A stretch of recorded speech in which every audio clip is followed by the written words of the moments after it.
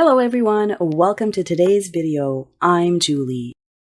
For the next couple of weeks, I'll be joining my very good friend Janice on a little tag project.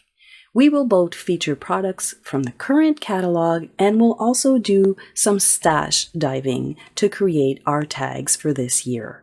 Our goal is to create beautiful tags to inspire you to create your very own. You can substitute any images used in these tags with something from your stash. Today, we are featuring the Harmonious Pattern stamp set. And for my project, I decided to pair it up with the all-purpose tag thin cuts. All products will be listed down in the description of this video. Let's get started on today's tag. I'll be using some scarlet red cardstock, some black cardstock, and I'm going to bring a little bit of gold. If you stick around till the end, I'll show you a different combination for these tags. They are definitely warm and cozy with a little rustic flair. When starting this project, if you don't have scraps, if you have scraps, go ahead and use them, but if you're starting from scratch, cut yourself a piece that is 2.5 by 12. You'll be able to cut 3 of these tags right here on this piece. And then you're going to go ahead and you're going to cut another strip. This one's going to be 3.5 by 12, and then you're going to cut it down to 4 inches. Again, you'll get 3 of these larger tags right here. You can tell that I'm going to layer them up, right? And we're going to finish it off by a little piece right here, which is 2 inches by 5.5, and I'm going to use the circle tag just to pretty it up. So again, I'm using the all-purpose tag thin cuts, and I'm going to use a little bit of black ink. So for this project, you'll see that I'm going to highlight the harmonious backgrounds on this piece right here. Now, I've done it 2 ways. You can actually stamp after, or you can cut your tag and stamp it after, but I found that it was actually easier to stamp first because you see this clean solid edge here. This is going to play a role in how we cut this particular tag because it's not exactly long enough, but that's fine. We will absolutely make this work. So let me clear off my mat. And I will talk you through all of the stamp sets that I'll be using throughout the project, and at any time you can substitute for whatever you would like. Okay, so off camera I did go ahead and I did die cut these large tags. I die cut them on the dark side, and we're going to stamp the to and from on the back side of this tag right here. This is going to be the back of the tag. So I've actually mounted those both on my little block. The to and from come from last year's stamp set. This was Funny Secret Santa. And if you look in your stash, I'm pretty sure you'll come up with something that has a to and a from, but this is where I got these 2 little sentiments from this tag set right here. And I want to show you how I actually made this fit. So I'm going to flip my all-purpose mat around, and I'm going to stamp. I've already mounted it on my block in black. I'm going to stamp the harmonious background, so the buffalo plaid. That's why I wanted to do red, obviously.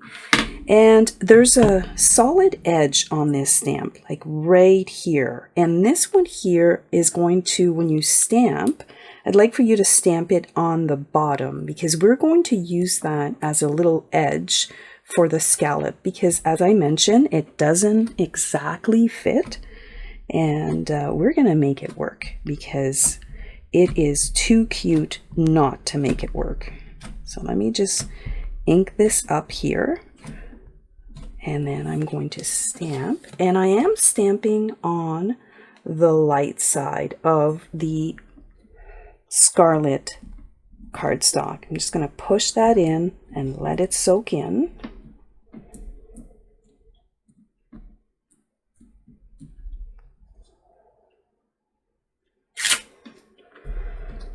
And there you have it. Doesn't that look good? An instant buffalo plaid.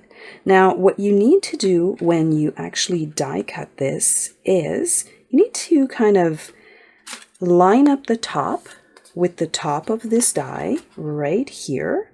And then you'll have a little scallop edge in the red, and that is going to look perfect. So I'm going to go ahead and do this 3 times. Okay, so here's the beginning of our layered up tag. So you can see here that I've got the light side and the dark side. And even though the stamp was a little bit smaller than the tag, we can totally make this work. You can see that I've got the nice little scallop edge and the rounded edges here. And we are going to glam these up with a little bit of gold. But first, I want to go ahead here and I want to stamp an image on these large ones right here. Now, I did use a variety of stamp sets, and hopefully you'll have one of these in your stash. The idea here is that I wanted to do black on red and to have kind of like a shadowy kind of look. So this one here is from the Spruced Up Scrapbooking. It's an older set, and I'm going to use the little house for this one right here, stamped in black on one of them.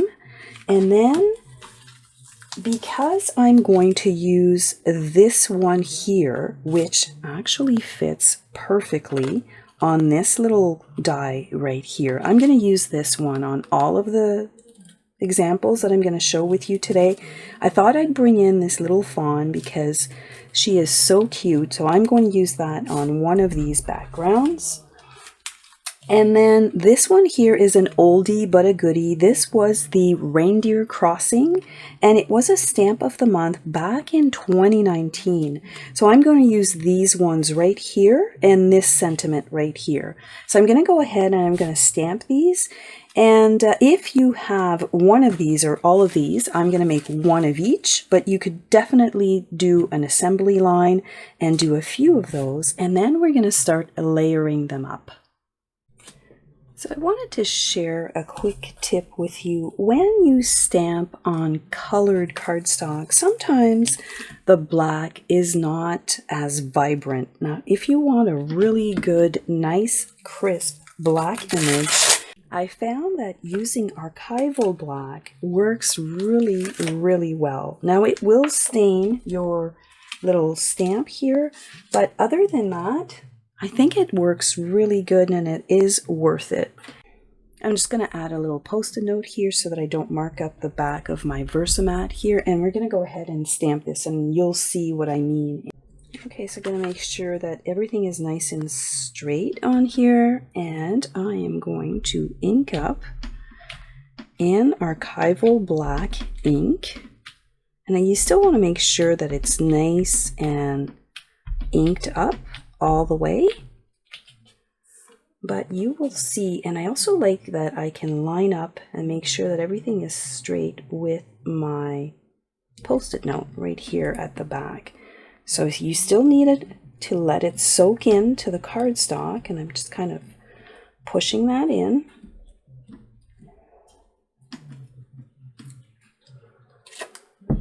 And look at that. Isn't that nice and crisp and black? I really do like using the archival ink, but you really do need to clean off your little stamp images. And I actually just use the spritzer cleaner. I know that we have a stamp chamois, but that's just water, so I do clean them with the spritzer and it works out just fine. So as I'm playing around with my tags, I find that this one's missing a little something. And since we have the harmonious backgrounds, I thought, let's add a little bit of snow at the bottom of this tag.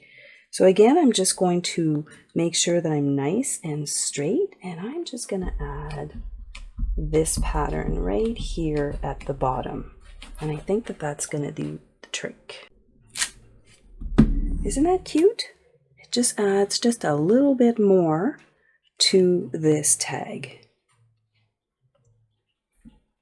And I used black. So actually this is a good example. Definitely the black archival, you get a nice crisp black impression and the regular black ink, because you are stamping on colored cardstock, sometimes you don't get as rich of a color, but I'm totally fine with this. We're going to move on and we're going to do some embossing for this tag. So for this tag here, because I'm going to layer them up, I did go, and this actually fits perfectly, so that's actually a bonus. So I did go ahead and I did stamp them in Versamark, and then I added some gold tinsel. So we're going to heat those up. So you can see how pretty these are with the gold tinsel. And I'm going to go ahead and I am going to die cut all of these. Now you do lose the outer edges, but the inside little dots still fit. So I think that that is a win. So I'm going to go ahead and cut these out. So when I did die cut these little circles, you can see that you lose the outer edge, but you still have the little dots of gold around them, and I think that that looks just fine. I also took the opportunity to cut this very small piece. It's not 100% needed, but why not, right? As you are cutting these ones here, you can just add that piece randomly and it will all fit on this one piece of cardstock. We are done all of the die cutting of all of our pieces. Now we just have to layer them up. But before I do that, I want to bring in some gold on the red tags right here, just to dress them up and to match this black and gold one that we have that's going to go right at the top. I'm going to do that with the metallic paint marker, and this is super easy. I've learned this tip from my very good friend Katie, and you basically just run it across the edge of your cut piece, and you can see here that it's just adding that extra dimension to that tag, and it looks absolutely gorgeous. I'm just gonna go all around it.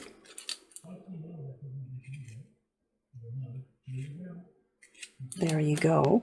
And then when I start adding these together, you will see that they all match. So before I put these together, I decided that I was going to add a little bit of splatters, and I'm going to use these really great metallic paints. Now, if you have a shimmer brush, it also does work, but I do find that the shimmer brush sometimes comes off.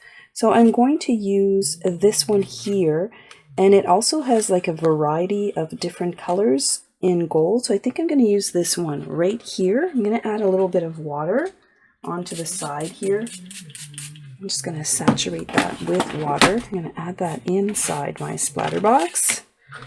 And I'm going to use my good old fan brush right here. And we are going to add a little bit of glam to these tags. Okay, so we're almost done here. I'm going to go ahead and show you how I put all of these together. And I'm just using jute. I got this at Michael's. It was very inexpensive. And I like to put really long tails on my tags. I love these ones right here because there's a double hole, which actually works really good for what I am trying to do, and I'll show you that in a second. So I'm just going at the bottom. I'm going to layer these up. I'm going to add my 25 right here, and I'm going to go back in the top hole, just like so. And before I tie this into a knot at the back, I'm going to give it a little bit of space right here, and I'm going to add just a basic bow on this tag. So we're just going to go through, and then I'm just going to tie a little bow. There we go. Just going to kind of fuss with it a little bit. And then at the back right here, I am going to just tie a double knot. So just 1 and 2, and then we're going to cut these tails down because they are quite long. I like to cut them to the length of the little black tag here at the front. And there you have it. You've got your layered tags. This one is really, really cute. And then when you turn it at the back, you can add to who and from. So I'm going to go ahead, I'm going to assemble these, and then I'm going to do a little project recap right at the end. Okay, so let's take a look at the completed tags. I really love the way these turned out. Now you've got a few layers. You can see here you've got the really cute little fawn. The to and from is at the back. You've got this one right here with the deers and the warm wishes. And this one here with the really pretty house. I really like the way that these turned out. So we used all of these little dies right here. And if you want to do a different version, so I still used the Scarlet Red on Toffee, and see how these turned out? They are so pretty. So hopefully I've inspired you to take out your dies and start creating really pretty Christmas tags this year. We will be back next week where we will be featuring the Freshly Baked collection. Head on over to Janice's channel to see what she created with the Harmonious stamp set. I'm sure she's going to wow you, because if you're like me, you couldn't wait to see all of her tags that she created last year. I'll see you next week. Have yourself a wonderful day.